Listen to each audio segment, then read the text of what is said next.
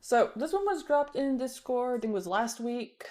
Um, Pepsi had more warships than some nations allegedly, which I held off on watching this by the way because when I saw it linked in Discord the other day, I was like, I want to watch this, but I decided to wait. So we're doing into it. For a brief period of time, Pepsi had the 6th largest navy in the world. No, it didn't.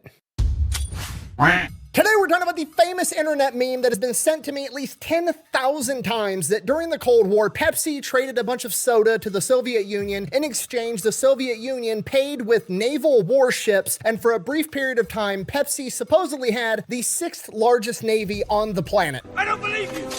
Now, to be completely honest, a couple of years ago when I first had this meme sent to me, I immediately started looking into it, and I was like, this is gonna be a fat electrician video because this is right up my alley. This is my whole thing. And it took me about an hour to come to the unfortunate, heartbreaking conclusion that the meme was basically over-exaggerated nonsense, so I never made the video.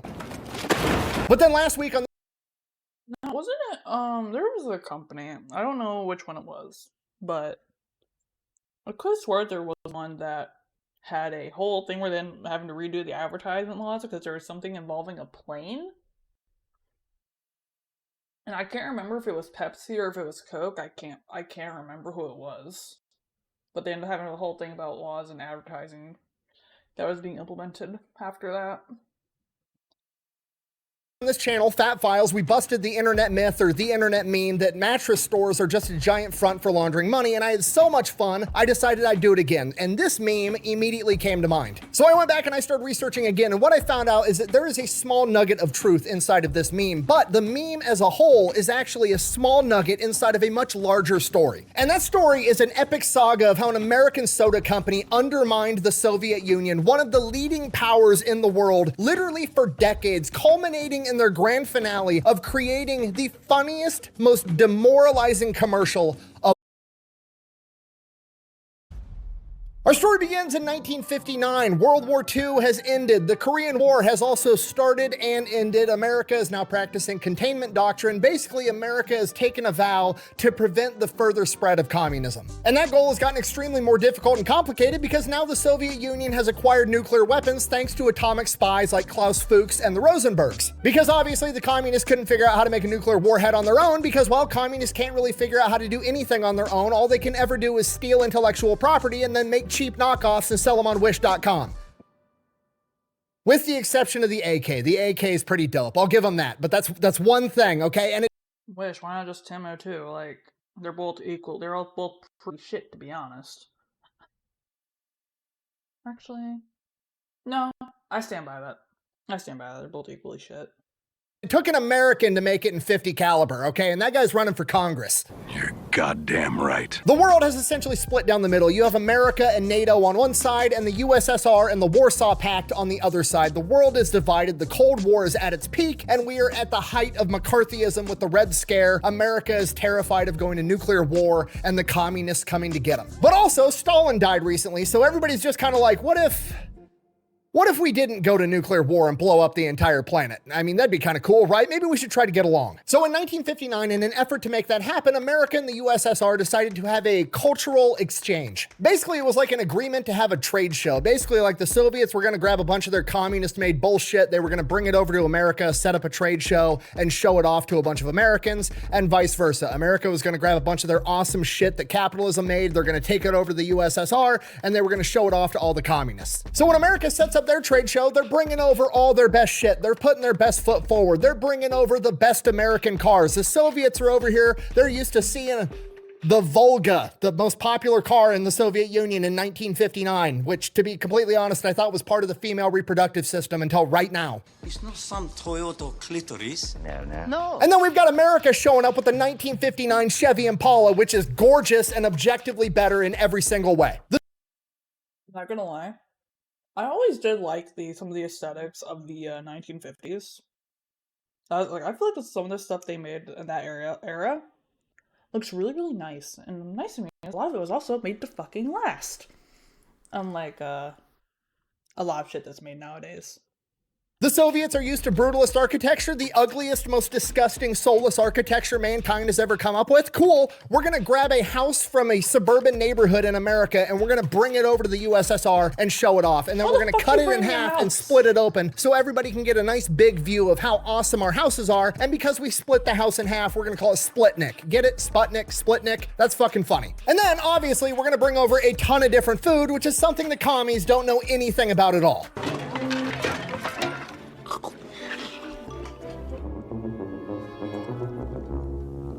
And one of the food vendors that we brought over was Pepsi. And I know what you're thinking, why would we bring Pepsi? Why didn't they bring Coke? Well, from what I was able to find, they tried to bring Coke first, but Coke declined because they didn't want to associate with commies, which based. Didn't know I could like Coke any more than I already do, but here we are. So Pepsi shows up and Pepsi is like, okay, this is a great opportunity. Maybe we can pierce the Iron Curtain. We can get into the USSR and open up this new market that no American company has access to. And we could become the official beverage of the USSR and we'll make billions and billions of dollars. It's a brilliant plan. I mean, maybe. I find it hard to believe that becoming the official soda of the USSR would be a good plan, but I mean, we'll see what happens. They've done studies, 60% of the time it works every time. That doesn't make sense. 60% of the time is not always, my good sir. So Nikita Khrushchev shows up, Stalin's replacement, the head of the USSR. He's walking around this trade show and he's talking shit the entire time, right? He's looking at all of America's cool cars, all the food, the houses. He's looking at everything and he sees it as just one big psyop. Like, America can't be doing this well. They're clearly putting their best foot forward, trying to demoralize the Soviet people. So he's just going through the whole trade show, pretending to be unimpressed, talking shit the entire time. And of course, he's walking around the trade show with America's highest ranked delegate there. Obviously, America's not going to send the president of the United States over to the Soviet Union because they just kidnap his ass, and they're not going to send Nikita Khrushchev over to America, so they just send a high-ranking person, and that high-ranking person is the vice president at the time, Richard Nixon. Eventually, Nixon gets tired of Khrushchev talking shit, and they get into a little bit of a heated debate, an argument, basically a shit-talking contest between the two of them in the kitchen inside of the demonstration house, and this is referred to as the kitchen debate. So they're having this little shit-talking contest in the middle of this kitchen, and the executive from Pepsi, Donald Kendall, sees his opportunity. He's got a plan. He's going to get a picture of Nikita Khrushchev drinking a Pepsi, and that picture is going to go viral. Then everybody in the USSR is going to want to drink it, and that's how they're going to break in and pierce that Iron Curtain, which is going to be way more difficult than it sounds because remember, Nikita Khrushchev doesn't want to look impressed at anything. He wants everything to be shitty. So A, he's probably not going to sample any food, and even if he did, he's definitely not going to give it a good review. But Donald Kendall's got a plan. He's going to show up right at the end of this heated debate with an ice-cold, refreshing beverage, and he's gonna finesse a good review out of Nikita Khrushchev. How's he gonna do it? He's gonna show up with 2 cups of Pepsi, one for Nikita Khrushchev, and the other one also for Nikita Khrushchev. So when Donald Kendall rolls up with both of his Pepsis and gives both of them to Nikita Khrushchev, he's like, Mr. Khrushchev, I wanted you to try an ice cold refreshing Pepsi. This one is made with water from America, and this one we made since we got here with water from the USSR. Which one do you like more? Oh, that's some clever... Tasty. Okay, do you understand what just happened? It's beautiful. Now, Nikita Khrushchev is backed into a corner because if he's going to give a bad review to Pepsi that's made with water from the great USSR, he's talking shit about his own home country. He can't do that. So he's forced to try them both and then say that the one from the USSR is fantastic. Gotcha, bitch. And then, of course, while he's taking a drink, they make sure to get pictures. We've got the before and the after. Here's the before, moments away, seconds away from success. Look at Donald Kendall in his white pimp suit. That is a man who knows his plan is about to come together. And then we've got the after. Look at the smile on Nikita Khrushchev's face, tasting capitalism for the first time. It's beautiful. These pictures go viral, and Pepsi becomes the mythical drink of capitalism that can bring a tear to even a communist leader's eye. So now people in the USSR, they want to try Pepsi. They want to be able to drink it. But the problem is they can't really buy it because the Soviet Union uses the ruble, which isn't really recognized by anybody outside of the Soviet Union. So even if Pepsi did go in there and sell a bunch of Pepsi, they could only get paid in rubles, which aren't good anywhere else in the world. So the entire thing would be worthless. And before Pepsi and the USSR can figure out some kind of alternative deal, the Cold War ramps up a ton. The nuclear arms race is going on. Nobody's doing any business with the USSR. It's looking like we're going into nuclear war. So it's just It's not going to happen. Okay, great. Fast forward like 13 years. Richard Nixon is now the president and Donald Kendall is now the CEO of Pepsi. Richard Nixon is trying to de-escalate the entire Cold War. Basically, we've spent the last 20 years making as many nuclear bombs as possible and coming up with a bunch of ridiculous creative ways to put them on our enemies' foreheads, and it's getting out of hand because now America and the USSR both have enough nukes to end the world 10 times over. So Nixon works out a deal with the USSR called SALT I, the Strategic Arms Limitation Talks, and basically it puts a cap on how many nukes each country can have and how many methods of deploying them they can have. Basically, we both have enough nukes to blow up the entire planet. Why are we making more? Let's just put a stop to this and accept the fact that either one of us could get pissed off and flip the entire board game over whenever we wanted. And this signals to American businesses and the rest of the world, really, that America is trying to work with the Soviet Union again. Cue the CEO of Pepsi, Donald Kendall, sauntering back into the equation. So he comes in, immediately starts trying to work a deal, right? This is an enormous untapped market. If he can get in there, he'll absolutely crush. He knows that. But the problem is, Soviet Union still has the ruble. It's still worthless everywhere outside of the Soviet Union. Sir, this is just monopoly money. So the Soviets literally don't have any money to pay for the Pepsi with. So what do you do when you want something, but you don't have money? You trade. Okay, well, what do the Soviets have? Vodka. And obviously the Soviet Union isn't allowed to export and sell their vodka in the United States because the United States doesn't do business with the USSR because, you know, sanctions and whatnot, political nonsense. So obviously this plan of being allowed to sell Soviet vodka in the United States of America on Pepsi's behalf is a pretty tall ask for the US government. Luckily, Donald Kendall helped this politician campaign and win his office, and that politician's name is, let me check my notes, Richard Nixon, the fucking president.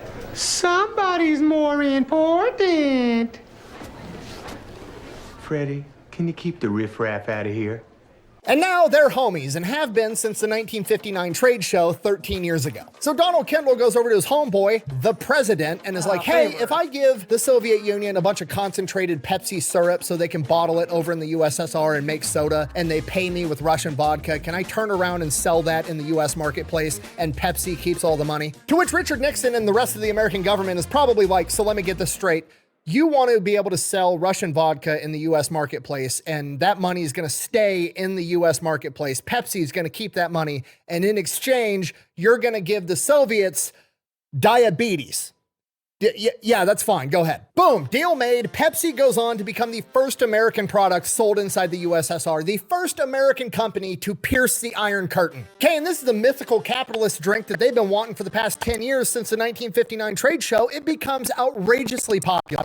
So that's the deal. Pepsi sells the Pepsi concentrate to the USSR. They take it to their bottle plants.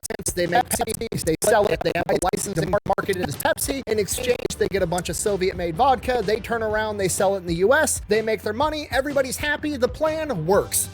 Right up until it doesn't. By 1989, you got to remember, Pepsi is essentially operating inside the USSR with a monopoly. Everybody's drinking fucking Pepsi, whereas on the other side, where they're trying to sell vodka, there's competition for alcohol. There's beer, whiskey, there's probably other vodka brands, right? They're not selling as much vodka as they are Pepsi, which means Pepsi's not making enough money, so they've got to figure out some other way to barter with the USSR to get the value from all the Pepsi they're sending over there. And this is where the warships come in, okay? According to the internet meme, Pepsi then trades a bunch of Pepsi over to the USSR in exchange for 20 Soviet warships, 17 submarines, 1 cruiser, 1 frigate, and 1 destroyer. And Hold on. Let me just run that by me one more time. he then trades a bunch of Pepsi over to the USSR in exchange for 20 Soviet warships, 17 submarines, 1 cruiser, 1 frigate, and 1 destroyer. And then they eventually sell it off to be scrapped, and that's how they get their money. But for a brief period in time, Pepsi had the 6th biggest navy on the planet. I don't believe you. Okay, no, it's not. I did the rough tonnage on 17 submarines, a cruiser, a frigate, and a destroyer, and I checked. It would not be in the top 10 for 1989. Honestly, I'd be shocked if it was even in the top 20. And that's if you're being generous enough to call 20 scrapped vessels a viable navy, which it's not. B, that's also just not what happened. Okay, there's a bunch of other YouTube videos about this. They all seem to have a different version of what happened or how this went down. Some of them say what the meme said. Some of them have a little bit different critique, whatever. I don't think any of them are right from all the other videos that I watched. They all just appear to be citing each other, citing the meme, or citing random blog posts that they found. So I went through scouring newspaper articles from all across the United States of America from 1989 till 1995, and here's what I found. Pepsi did not trade concentrated sugar syrup to the USSR for 20 warships. At no point did Pepsi have ownership over these warships. What they did is they brokered a three-way deal with a Norwegian shipyard. And they basically had the same exact proposal that they had with the US government. They approached Norway and they were like, hey, if we convince the USSR to turn over a bunch of their warships to you for scrap, and in exchange, you give me a bunch of money, and then I give them diabetes, would that be okay with you? And the Norwegian government is like, cool, that's great. So the Soviet Union turned over 20 warships to a Norwegian scrap company. They went, they picked up the warships. Pepsi had no ownership of them at any point in time. And then the Norwegian company gave Pepsi a bunch of money. I don't know who at Pepsi was doing all that sweet talking, but he has some hella charisma because holy shit. That's impressive. Yes!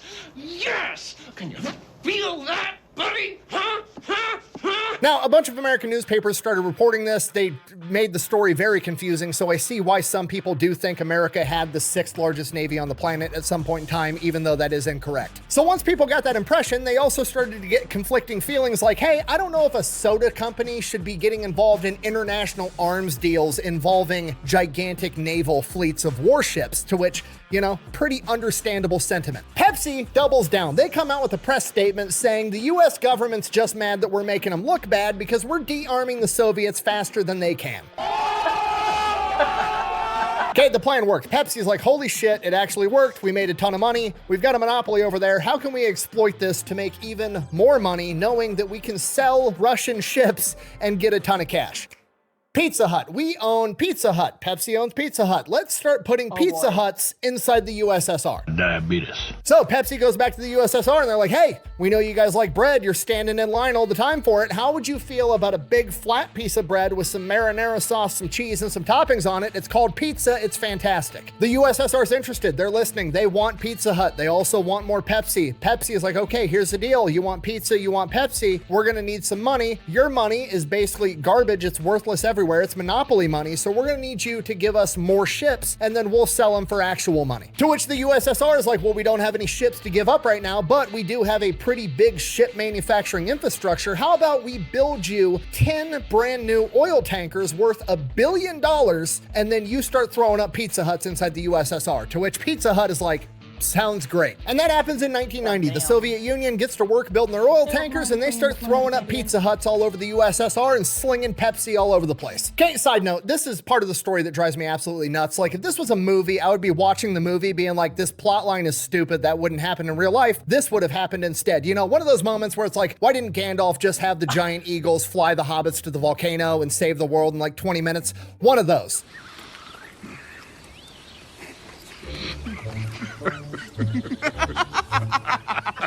Why don't the Soviets just steal the recipe for Pepsi? Like, I don't understand. Like, don't get me wrong, stealing intellectual property is wrong. You shouldn't do it. But also, like, they fucking stole nuclear secrets. Like, they've already crossed that line. I don't understand, like, the moral code of, I'm willing to steal nuclear technology. Have you seen what some of these companies do when you try and get their shit?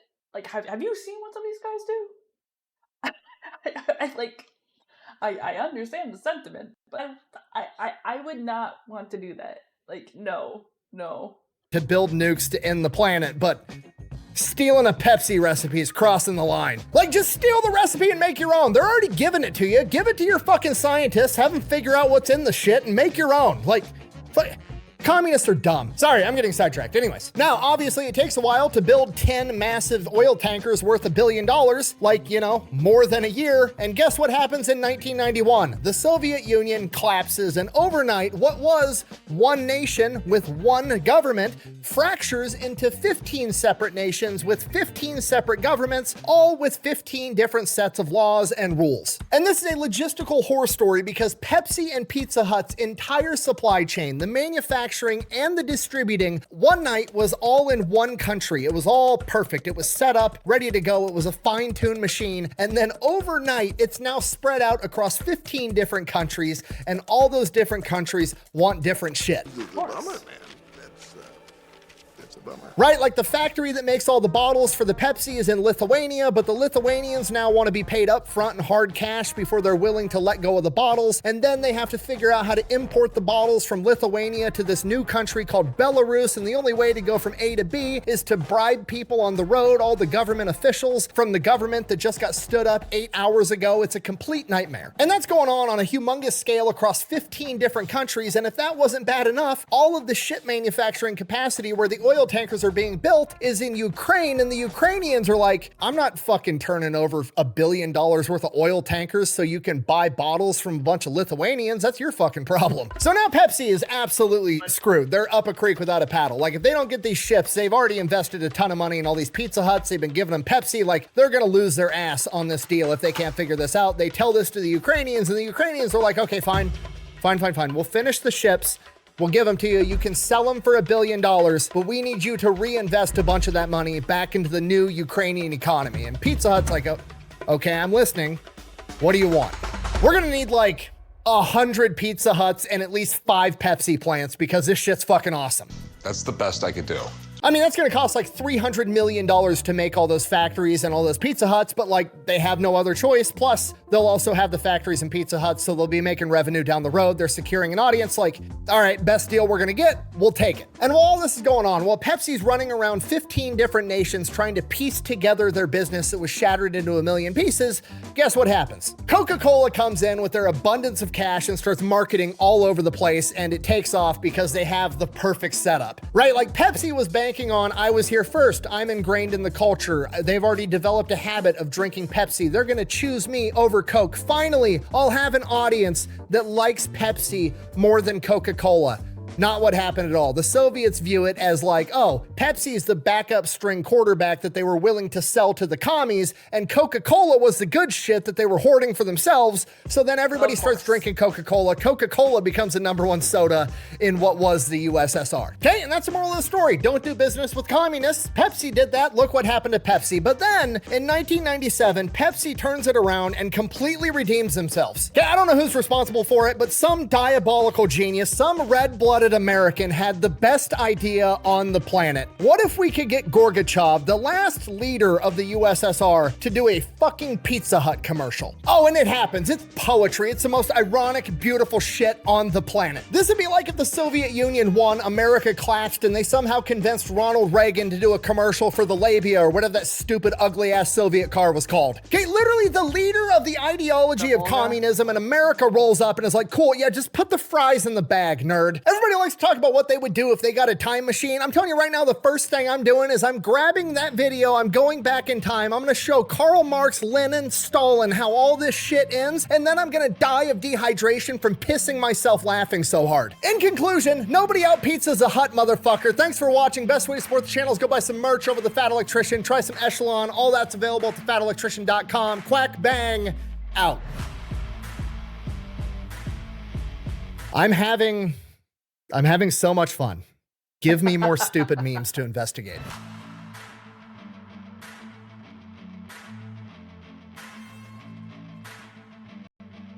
That was interesting. Like,